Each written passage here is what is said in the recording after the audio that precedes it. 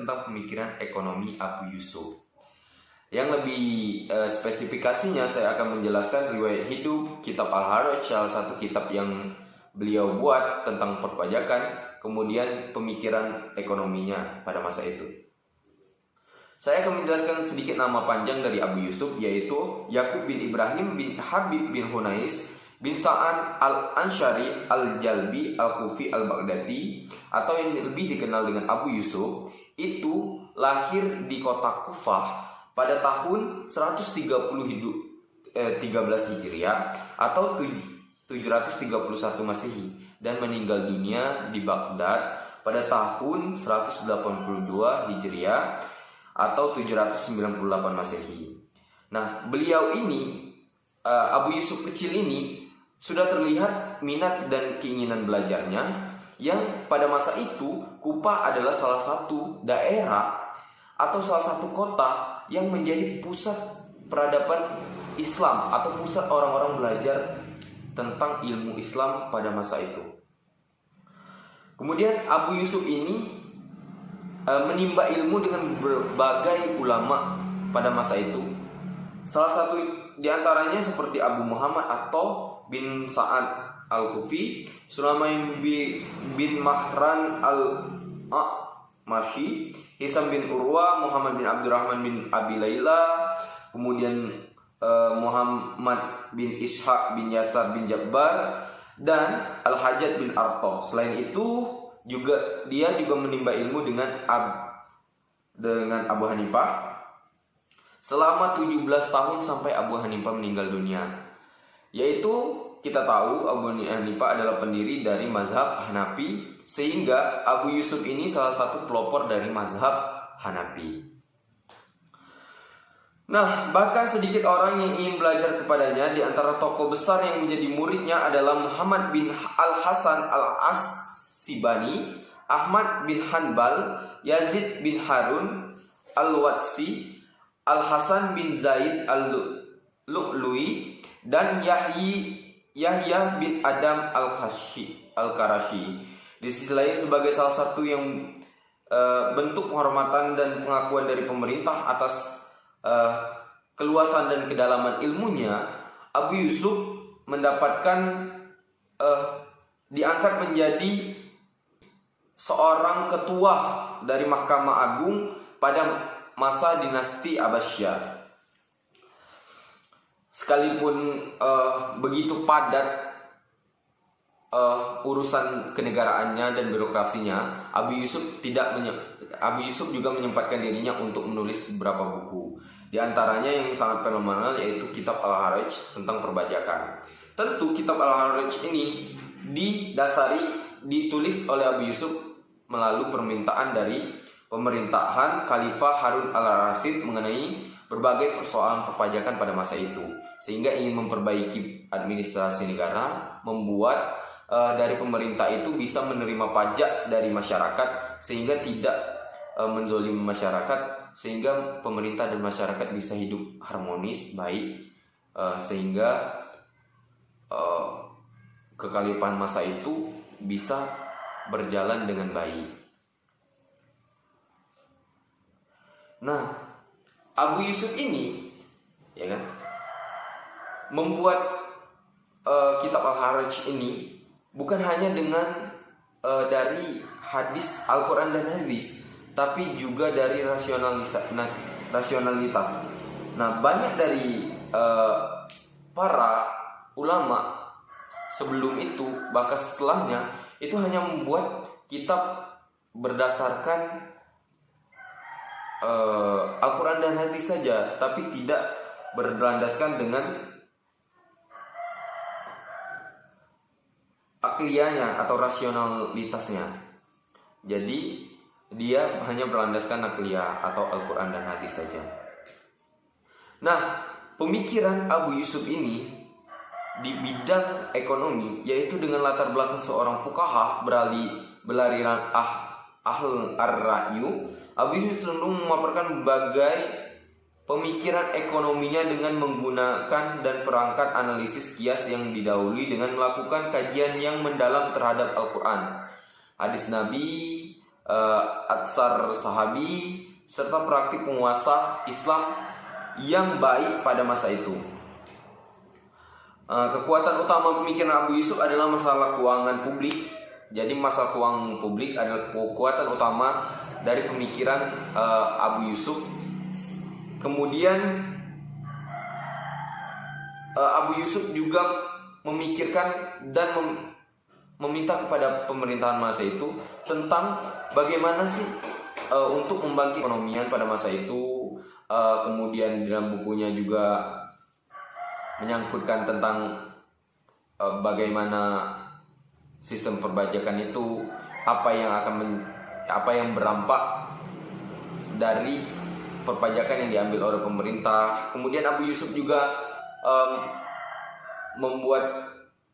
meminta kepada pemerintah itu lebih memfokuskan di infrastruktur, tentang jembatan, ya kan, tentang irigasi, tentang pengairan untuk di sawah. Serta yang sangat dipentingkan, Abu Yusuf juga sangat tidak setuju tentang penerimaan pajak dari petani pada masa itu.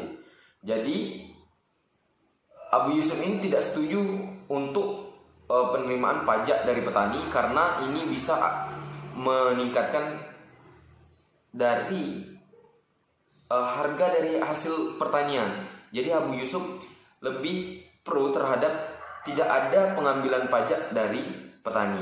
Kemudian Abu Yusuf juga mengatakan bahwasanya harus ada yang namanya penekanan publik. Dan maksud di sini orang-orang yang mengambil pajak itu harus dilihat secara baik sehingga akhirnya itu tidak menjadi menzolimi dari masyarakat itu sendiri, atau terjadinya korupsi, terjadinya pungutan liar, ya kan, yang tidak masuk kepada negara tapi hanya masuk kepada orang-orang yang mengambil pajak itu. Nah, Abu Yusuf juga memikirkan tentang hal ini. Nah, begitulah tentang pemikiran ekonomi Abu Yusuf terhadap kekhalifahan Harun al-Rashid pada masa itu, ya kan. Mungkin itu saja penjelasan dari saya. Saya Iri, Assalamualaikum warahmatullahi wabarakatuh. Selanjutnya akan dijelaskan oleh sahabat saya yang lain. Terima kasih. Negara dan aktivitas negara menurut Abu Yusuf. Tugas penguasa menurut Abu Yusuf ialah mewujudkan serta menjamin kesejahteraan rakyatnya. Dikutip dari pendapatnya Umar bin Khattab, yaitu sebaik-baiknya penguasa adalah mereka yang memerintah demi kemakmuran rakyatnya, dan seburuk-buruknya penguasa adalah mereka yang memerintah tetapi rakyatnya mengalami kesulitan di dalamnya. Pemeliharaan atas kepentingan mereka merupakan kewajiban penguasa, karena masalah-masalah ini terkait dengan kaum muslimin secara keseluruhan. Abu Yusuf menegaskan bahwa jika proyek tersebut hanya menguntungkan satu kelompok, biaya proyek akan dibebankan kepada pemilik proyek tersebut. Semisal, banyak pada masanya itu terjadi pembentukan kandal-kandal pribadi, maka biaya kandal-kandal tersebut dibebankan atau bahkan pajaknya dibebankan kepada pribadi seseorang tersebut. Kemudian Abu Yusuf juga bersepsi tentang pengadaan barang-barang publik muncul dalam teori konvensional tentang keuangan publik. Teori konvensional mengilustrasikan bahwa barang-barang sosial yang bersifat umum harus disediakan secara umum oleh negara dan dibiayai oleh anggaran negara. Dan ini bersifat kebijakan anggaran. Kemudian, akan tetapi, jika manfaat barang tersebut menguntungkan salah satu pihak dan tidak bermanfaat untuk khalayak umum, maka tetap saja pembiayaan ini atau pembiayaan pajaknya dibebankan kepada salah satu pihak tersebut. Kemudian pemikiran Abu Yusuf yang berkaitan dengan pengadaan barang-barang publik tersebut jelas menyatakan bahwa proyek irigasi di sungai-sungai besar yang manfaatnya digunakan untuk kepentingan umum harus dibiayai oleh negara.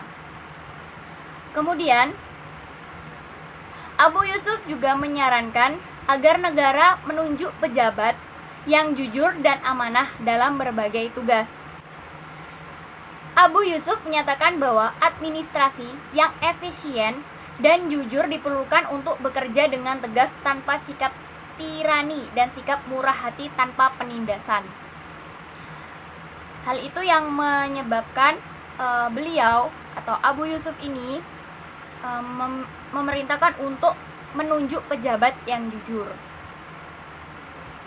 Kemudian Abu Yusuf menunjukkan bahwa negara bertanggung jawab atas tegaknya keadilan, keamanan, hukum, ketentraman, dan stabilitas dalam rangka memberikan lingkungan yang kondusif bagi aktivitas ekonomi dan meningkatkan kesejahteraan umum serta pertumbuhan ekonomi. Kemudian Abu Yusuf juga berpendapat bahwa negara harus memberikan upah dan jaminan di masa pensiun kepada mereka dan keluarga yang berjasa dalam menjaga wilayah kedaulatan Islam atau mendatangkan sesuatu yang baik dan bermanfaat bagi kaum muslim. Selanjutnya yaitu untuk meningkatkan kesejahteraan umum, Abu Yusuf juga berpendapat bahwa sumber alam seperti air, rumput, dan sebagainya tidak boleh dibatasi pada individu tertentu, tetapi harus disediakan secara gratis bagi semuanya, bagi masyarakat. Ia mengutip pernyataan ini, pendapatnya ini dari hadis Nabi yang menyatakan bahwa setelah digunakan untuk kebutuhanmu, biarkanlah air itu mengalir ke tetanggamu, yang dimulai dari tetangga yang paling dekat. Kemudian dalam hal pendistribusian, Abu Yusuf berpendapat negara meningkatkan bahwa hendaknya hal tersebut ditujukan demi mewujudkan kesejahteraan masyarakatnya. Kemudian berkaitan dengan hal ini, Abu Yusuf mengutip pernyataan Khalifah Umar bin Khattab yang bunyinya, pajak dibenarkan jika dipungut dengan cara yang adil dan sah, dan digunakan secara adil dan sah pula. Berkaitan dengan pajak yang dipungut, aku menganggap diriku sendiri seperti wali kekayaan seorang anak yatim. Masyarakat memiliki hak untuk bertanya apakah saya menggunakan pajak yang terkumpul itu dengan cara yang sah. Dalam hal perpajakan, Abu Yusuf telah meletakkan prinsip-prinsip yang jelas yang berabad-abad kemudian dikenal oleh para ahli ekonomi sebagai canon of taxation. Apa itu canon of taxation? Yaitu kesanggupan membayar, pemberian waktu yang longgar bagi pembayar pajak, dan sentralisasi pembuatan keputusan dalam administrasi pajak adalah beberapa prinsip yang ditekankan oleh Abu Yusuf di dalam perpajakannya. Dalam hal ini, penetapan pajak ini Abu Yusuf cenderung menyetujui negara mengambil bagian dari hasil pertanian dari para penggarap daripada menarik sewa dari lahan-lahan pertanian. Dan di sisi lain, Abu Yusuf melihat bahwa pada masanya ada wilayah yang tidak ditanami selama ratusan tahun dan para petani tidak mempunyai kemampuan untuk menghidupkannya. Jadi mereka itu tidak akan bisa membayar sewa atau pajak itu tadi. Makanya Abu Yusuf di sini menekankan pajak ini dibebankan untuk petani yang hasil ladangnya itu memang sudah ada hasilnya. Argumen Abu Yusuf tadi tersebut menunjukkan bahwa jumlah pajak yang pasti berdasarkan ukuran tanah yang baik, yang ditanami atau yang tidak dibenarkan hanya jika tanah tersebut subur. Oleh karena itu tidak dibenarkan untuk membebani pajak yang pasti tanpa mempertimbangkan kesuburan tanah tersebut, mengingat yang demikian itu akan mempengaruhi para pemilik tanah yang tidak subur. Selanjutnya argumen kedua, yang disampaikan atau menurut Abu Yusuf itu adalah yang paling utama dalam menentang sistem misahah adalah tidak adanya ketentuan apakah pajak dikumpulkan dalam jumlah uang atau barang tertentu.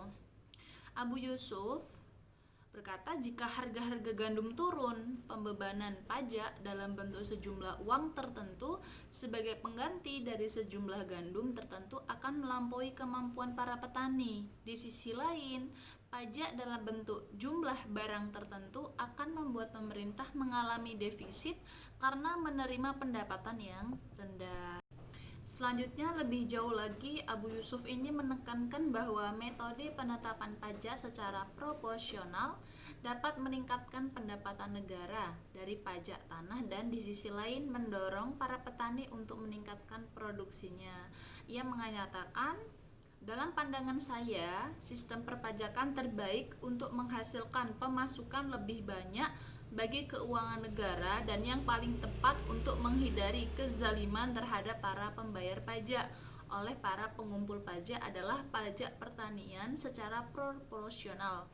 Sistem ini akan menghalau kezaliman terhadap para pembayar pajak dan menguntungkan keuangan negara. Terhadap administrasi keuangan, Abu Yusuf mempunyai pandangan berdasarkan pengalaman praktis tentang administrasi pajak dan dampaknya terhadap ekonomi. Penekanannya pada sifat administrasi pajak berpusat pada penilaiannya yang kritis terhadap lembaga qobalah, yaitu adalah sistem pengumpulan pajak pertanian dengan cara ada pihak yang menjadi penjamin secara membayar secara lumsun kepada negara dan sebagai imbalannya penjamin tersebut memperoleh hak untuk mengumpulkan kharaj dari para petani yang menyewa tanah tersebut, tentu dengan pembayaran sewa yang lebih tinggi daripada sewa yang diberikan.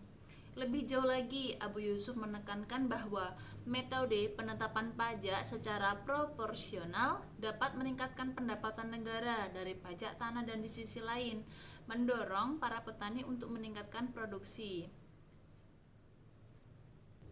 Saya menentang sistem qobalah karena saya tidak yakin bahwa para penjamin tersebut tidak akan membebani para pembayar pajak dengan sesuatu yang melampaui kemampuan mereka dan menghukum mereka sehingga para petani tersebut meninggalkan lahan yang mereka kelola dan akibatnya pemasukan akan semakin sedikit. Itu menurut Abu Yusuf.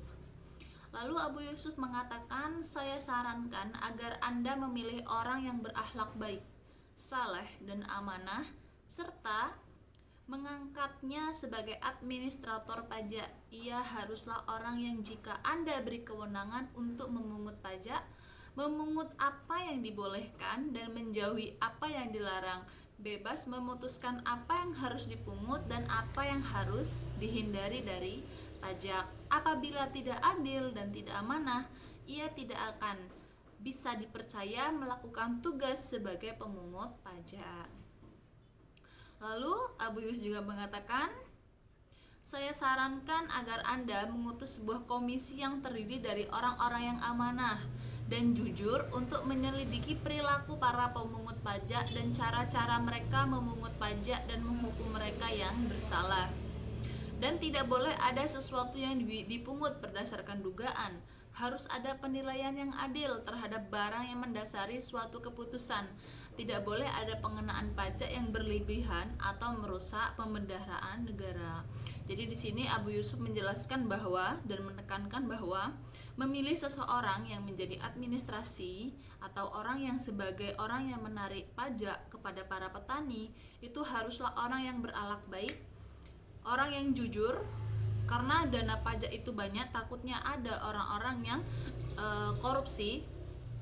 Dan di sini juga Abu Yusuf menekankan bahwa orang-orang yang menarik pajak itu janganlah menarik pajak pada yang bukan untuk ditarik. Jadi jangan sembarangan menarik pajak dan haruslah ketika mengambil keputusan untuk memungut pajak itu haruslah dengan yang adil.